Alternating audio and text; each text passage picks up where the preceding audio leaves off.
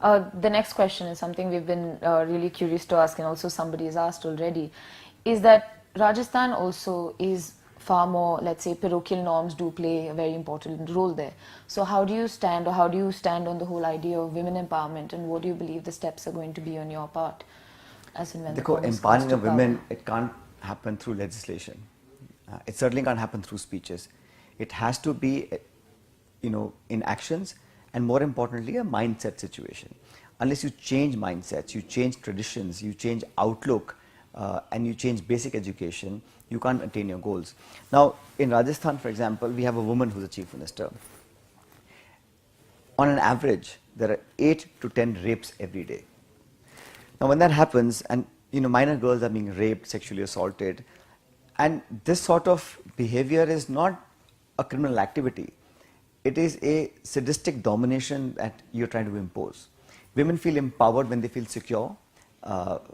Equal rights doesn't mean that you give them equal pay. Equal rights means that you have the same respect, the same treatment, and all of that comes through a open-minded society. Now, Rajasthan sadly has been branded as a traditionally parochial society, etc., or feudal society. I think young people in Rajasthan want to change. The change must come from the men of the state. They have to start. We have so many goddesses. I think no other religion has as many goddesses as we have. Historically, the pedestal that we put women on, our mothers, our sisters, our Devi Devtas, etc., and all the stories in the, But today, what is happening is that we don't have the cultural environment where young kids from age 5, 8, 7, that's when we have to start changing mindsets. So it has to be a combined effort, a societal effort, not just a government effort. But women empowerment, giving them the rights, giving them the freedom, giving them the platform to express, and so much of unlimited talent that they have, that potent energy, that has to be unleashed. And once we do that, and no society, by the way, in my knowledge, has become a developed society by keeping women in the background. But political empowerment is not the only empowerment. It has to be cultural, it has to be social, and like I keep saying, it has to be in the head, mental.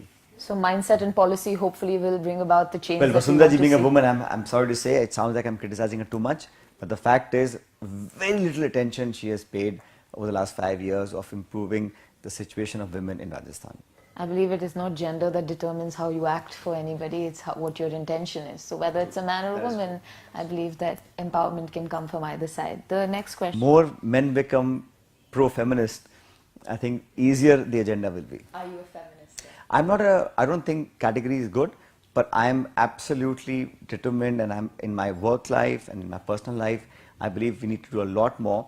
And what's happening today, for example, women are speaking up for their rights, the Me Too campaign that kicked off here.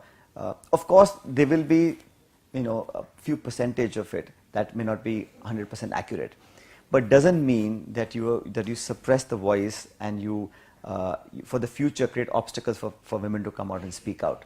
And I'm all for it. I think that's wonderful.